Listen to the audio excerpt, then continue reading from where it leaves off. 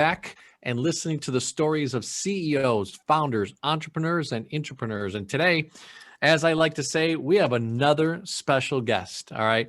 This gentleman has been around the block and back, right? And done some phenomenal things in his career. He's been in some interesting places around the United States and really met some interesting people throughout his lifetime. And I'm so honored because, again, we plucked someone out of the Clubhouse app, the creation of this great app where we are getting to meet so many people of different industries, different areas of business.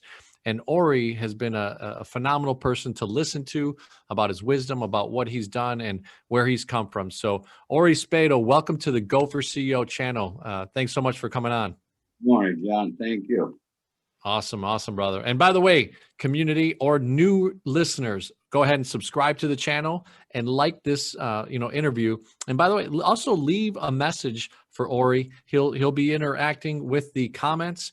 I know he's going to be sharing it on his platforms and some of the great things that he's doing, even with his new book and everything. So let's go ahead and get started. Ori, I wanted to have you on because obviously a lot of times wisdom is because you lived life and you did some things and you failed some things and you did some great things, right? So what's one of the things that we can start off with, which is how do you take what you've learned throughout your years and quantify that into business actions? How are you taking it on a daily basis, even in this day of your life? Well, you have to realize no matter what we do, it's a business. I've had several businesses in my lifetime, all within the sales business. I'm an extremely good salesperson. I was a leading agent, $1 million roundtable member with the Prudential Insurance Company until I started my own company, the Ori Agency, where I was the pioneer in the business of automobile after sale. I began that there by getting into the credit, life, and accident and health insurance that I offered automobile dealers on the financing of their loans. But what I did was I created a school around it where I trained finance managers, business managers, whatever you want to call them, in today's world. But if you notice, if you go into a car dealership today, the salesman is really not a salesman.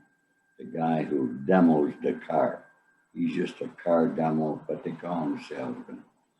Okay, after he gives you the demo, you like the car, he'll turn you over, he'll say his manager, his businessman, finance manager, or whatever they call it. And that guy will sit down with you, go through the financing first of all, because automobile dealers make a large amount of money and they finance the car through their lenders. The next thing is the additions. It could be the car sealant, the rust proofing, upholstery cleaner, warranties, you name it, they have it, and they're going to try to sell it. And they do a very good job. I used to train dealers on how to sell a car at cost and still make $2,000. And that was in the late 60s and 70s. So you imagine what the numbers could be today. It's huge. So I got my first indictment out of Syracuse, New York. And I lost my insurance license. So I also got divorced at the same time and ended up with my second wife in San Francisco.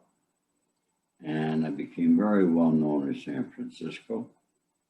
I was doing a lot of things, and I ended up doing the agent yellow pages of San Francisco. It was a telephone directory. When you open it one way, it was Chinese and English. When you turn the book around, it was in Japanese and English. We printed 64,000 books, I think it was. Then I sold that company to a young man that I brought in and trained. I moved down to Los Angeles. And here in Los Angeles, besides being known as the Hollywood fixer, I mean, you got to understand, I was still doing multiple things. I'm very multitask. I have a phenomenal memory, and I'm a hustler. I work all the time. It don't bother me. When I play, but that's not too often. But I created another company called the American Check Guarantee Company here in Beverly Hills, where we guarantee checks for businesses. And there again, I train salespeople. I'm very good at training and motivating salespeople how to earn serious money and how to sell. I'm very good at that there. And when I start a company, it's too bad. The two worst things for a business is fast growth or no growth. I always had a tendency for fast growth. No matter what, it's fast growth with me. And like when I had the Ori agency, my biggest mistake there was I was doing $3.5 million a year. I should have brought in a chief operating officer to run the company. I didn't do that. Sometimes our egos get in the way in business, and we feel that we can do everything. But in reality, you can't. You know, when you get to a certain level in business, you have to bring in people that can operate better than you. You follow me? Like a chief operating officer, a chief financial officer, like the big companies come. If you want to become a big company, you need all those ingredients. I love it. I love it. You know, and you're laying the foundation, right? In the Go for CEO community, we learn from CEOs, founders, entrepreneurs, and really go through marketing and operations. And you're talking about scaling right there, right? I think they say the first 100,000 in revenue is really up to you. And then from 100 to 1 million, you start to build your team. And from 1 million forward, really it's about the systems and the processes and your SOPs and everything. So, Ori, tell us a little bit about, you know, you had that insurance agency, you really blew up, you did some great things. And then you had some downturns, but you also learned from those and recreated yourself. Can you give us a little taste of what it took to mentally go from losing a business that was successful to then recreating yourself and building another successful business? Well, you know, I believe that quitters never win, winners never quit. I'm a winner. I never quit. I never will quit until the day I die. I'm 76 years old. I'm extremely active. Particularly, my main thing is my book, The Accidental Gangster. Anybody reads this book, they're going to figure out what business knowledge I have. And that business knowledge helped me in organized crime, or La Cosa Nostra. And it helped me as a Hollywood fixer. It helped me having my own crew, even a crew on the streets. My first duty is having those people make money. You got to make sure that your employees get paid, whether you're a legitimate business or a legal business. Those people need to be paid in order to keep working. So it's up to you as the business owner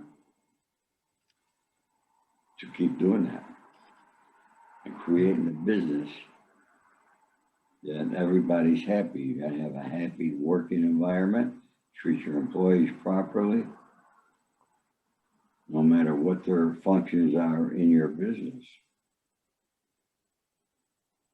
It's interesting, right? To be able to build that culture in your organization and have everybody kind of being led by the vision that you have. So that's kind of what you're sharing there.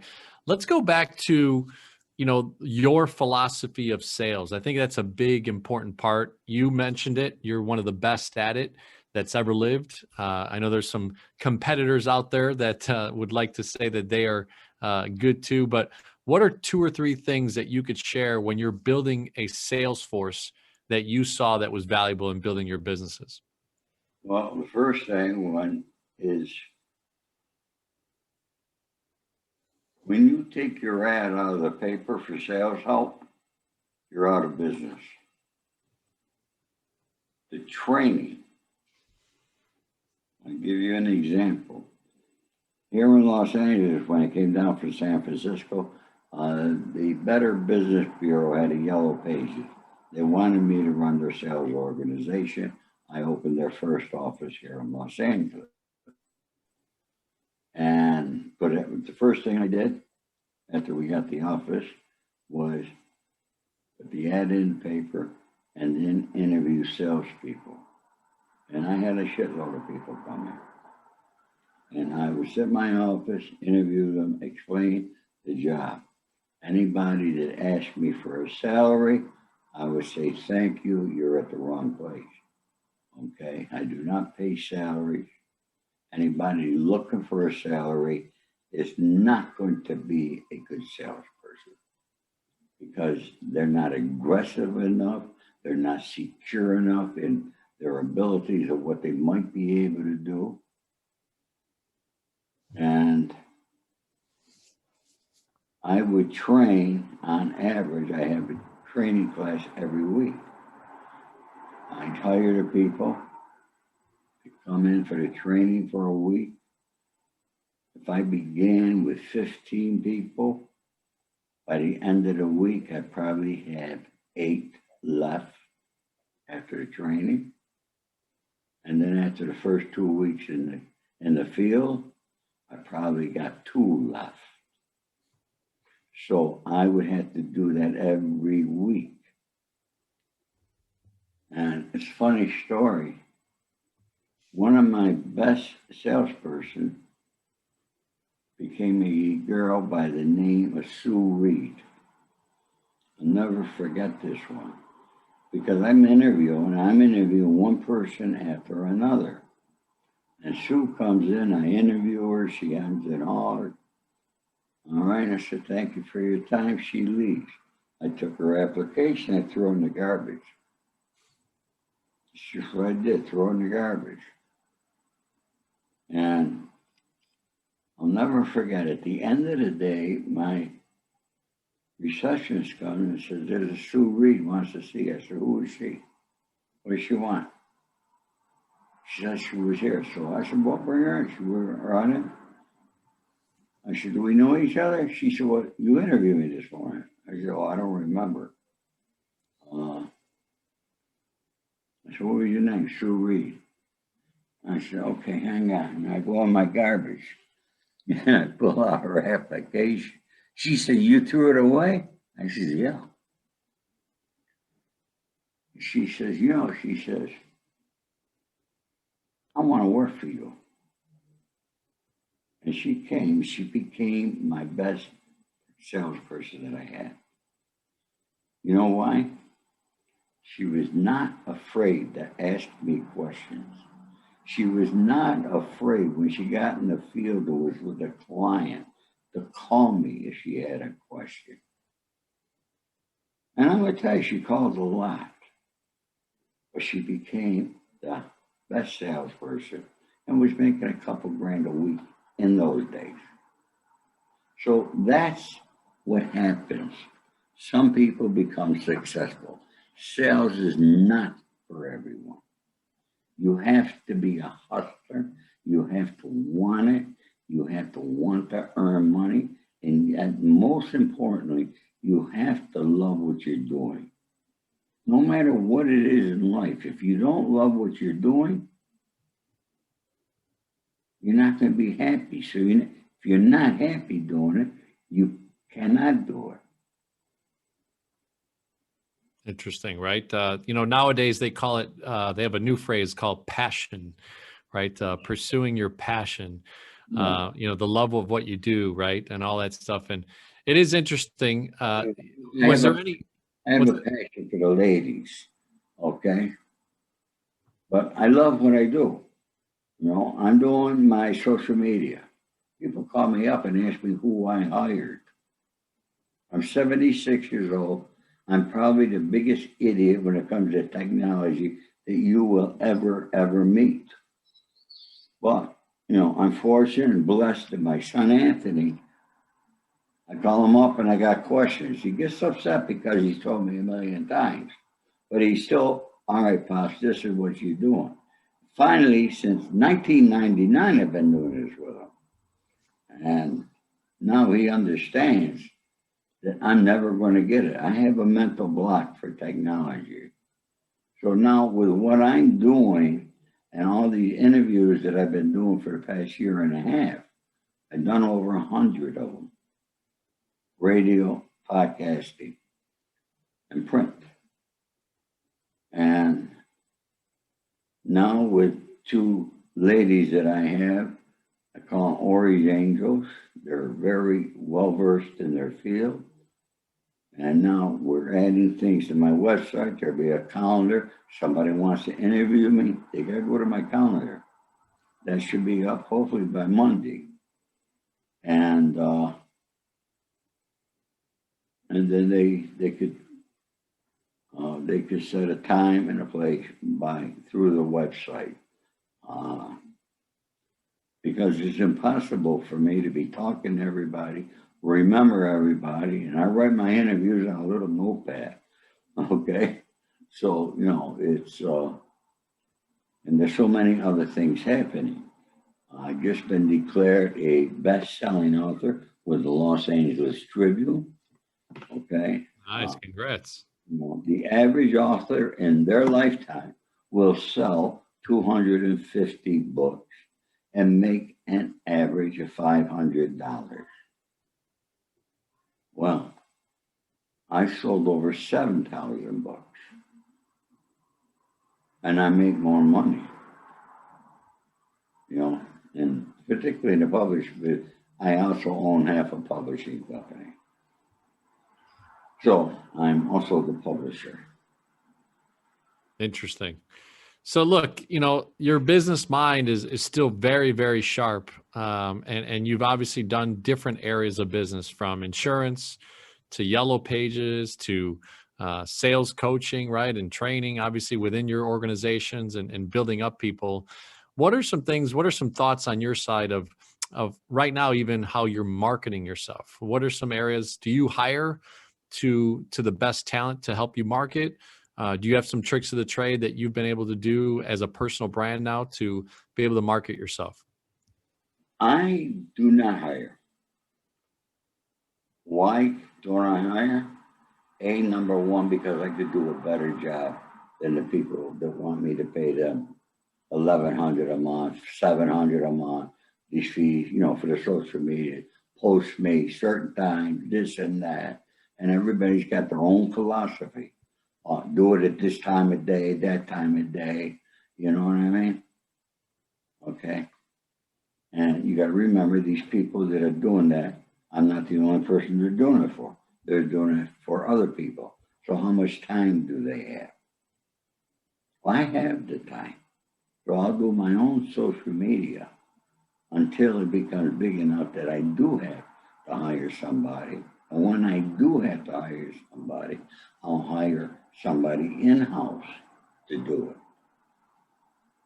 And I'm not going to hire somebody that's 3,000 miles or in another country.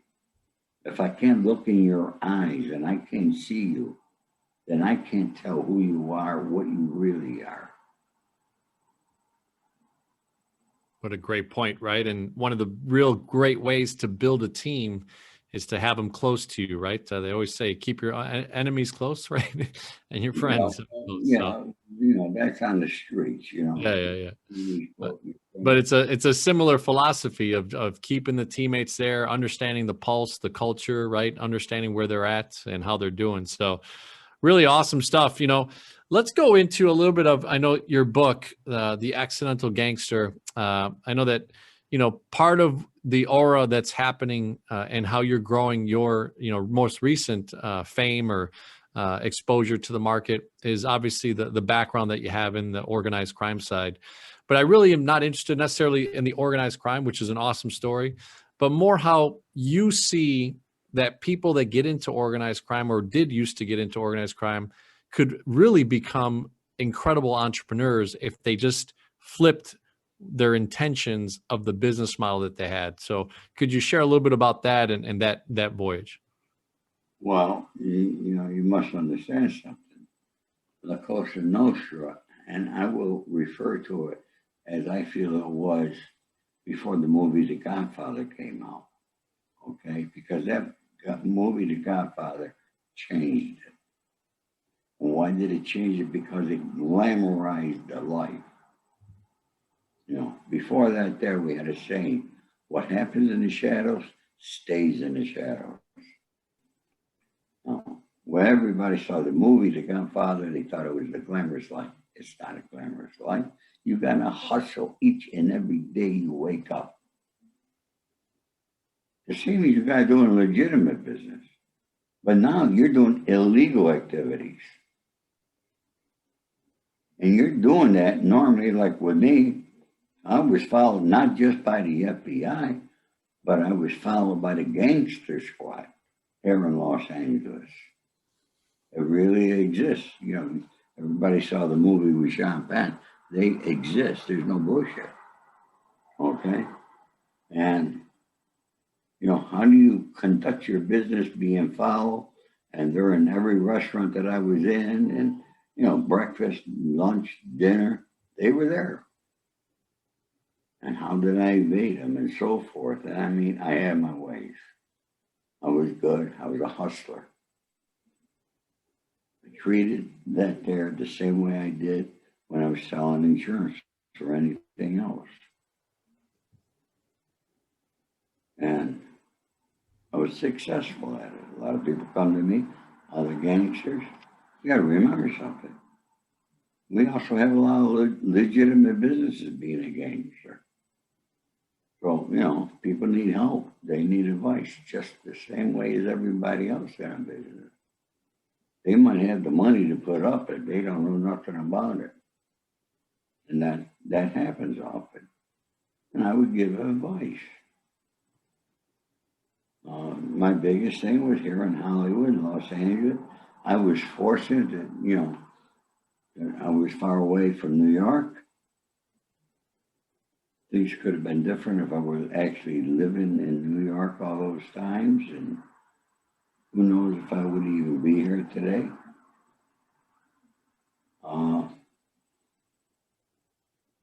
Yeah. So business is business. And yes,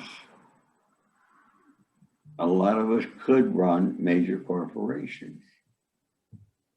La Cosa Nostra is a major corporation. So, yes.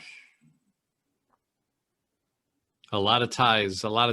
And that's the interesting part, right, of that genre of life. And I think that's why a lot of people are attracted to, especially entrepreneurs, because you see the movies, you see interviews, and you just think to yourself, wow, that was strategic. Wow, that was planned. Wow, that was, that had to pivot, which is a big deal in the last year or so with the pandemic and everything that hit. People had to pivot the way that they did business inside their business.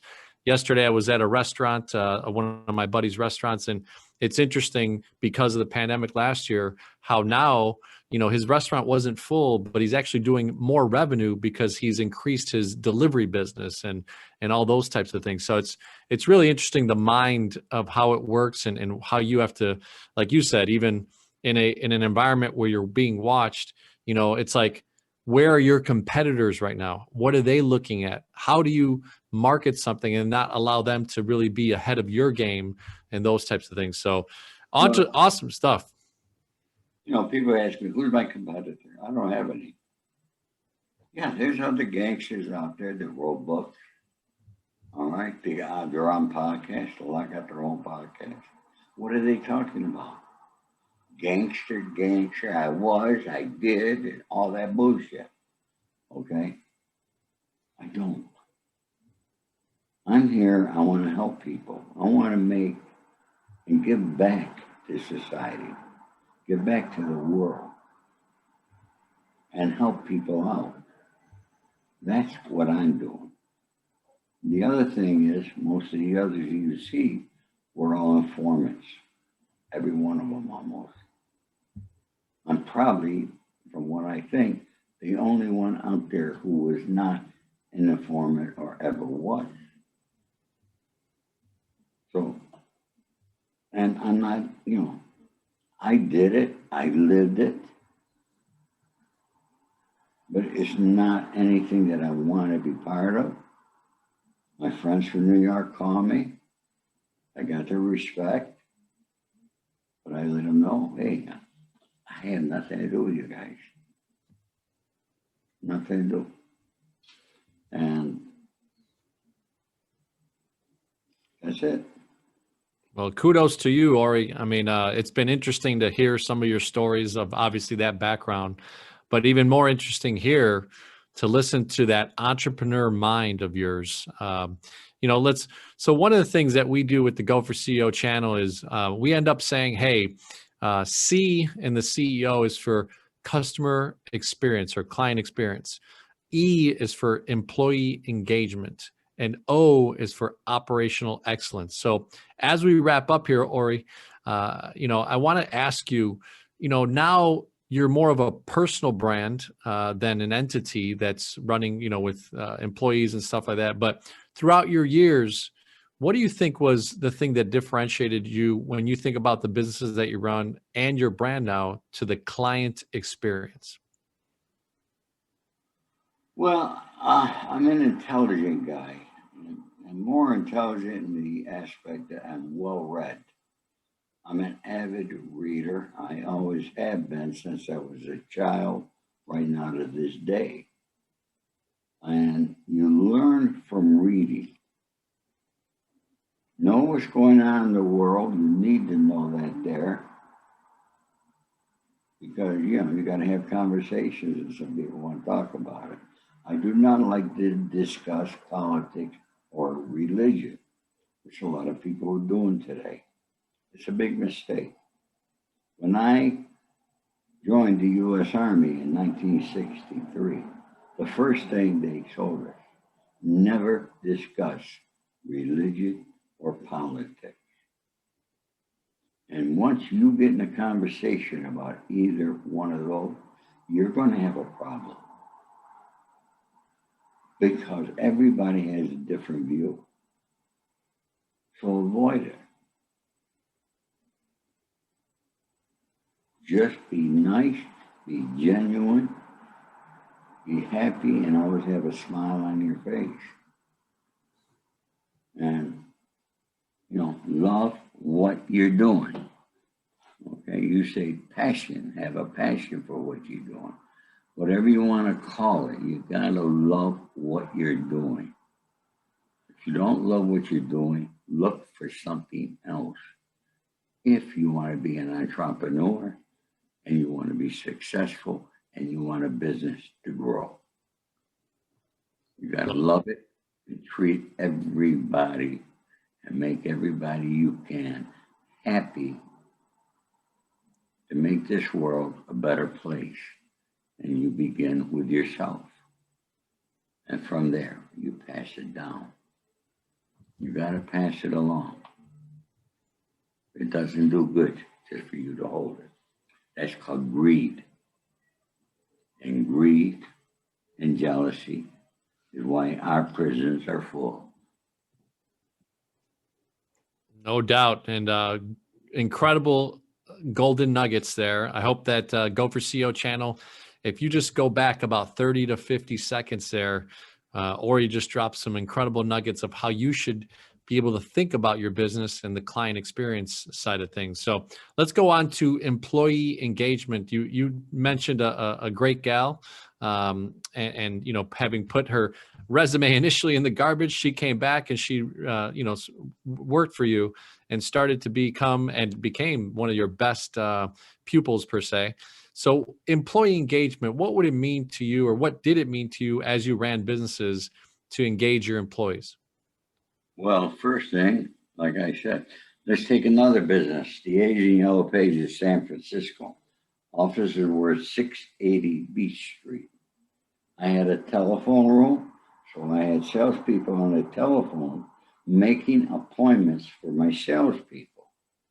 In San Francisco, it's 7 miles by 7 miles. You do not really need a car in San Francisco. Actually, I got rid of my car in San Francisco because it's useless. It really seriously is. You jump in a taxi, you go here, you can walk almost every place you got to go. So I trained my salespeople how to, when you're going, you got an appointment at 680 Market Street with the shoe store. Well, after you get out of the shoe store, go to the business to the left and business to the right. Hi, I was just next door and I saw John, okay, and John thought this was a great, you didn't say you sell them, you might not have sold them, you still go, okay, and you make your presentation. So I taught them how to work within a radius of what their appointments were. The other thing is I had them come back because I had a contest every day. And I would have pizza and food for them every day. So I had them come back to the office, best salesperson. And it just kept going. And that San Francisco actually became one of the best sales forces I ever built up with the Asian Yellow Pages. And totally, I must have had 40, 50 employees. Exciting. Look, I mean, another little episode there, an episode within an episode of employee engagement, showing them the way, caring for them afterwards, and engaging with them on a daily basis. Pretty awesome stuff, Ori. He was a young man then, Jimmy Stein. Jimmy Stein used to guess your weight and age at a circus.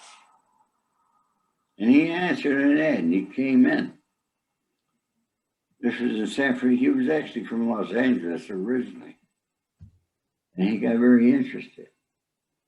He wanted to know how it worked. I took him in the field personally and made presentations and taught him how to make a presentation and close. It's one thing to make a presentation. It's another thing to close the deal. Now that's an art. And what I would do, particularly like in the insurance business, if I'm there giving you a presentation, and you would notice that I had the application out the whole time. I write your name, John. All right, I got your address. I already know your address. I got that in. And as I'm going along, I'm filling that application out as I'm giving my presentation. And then when I would close, I would go, now, John, and I had my pen. John, this is only cost you $84 a month. All you need to do is sign right here, and I hand you the pen and shut up.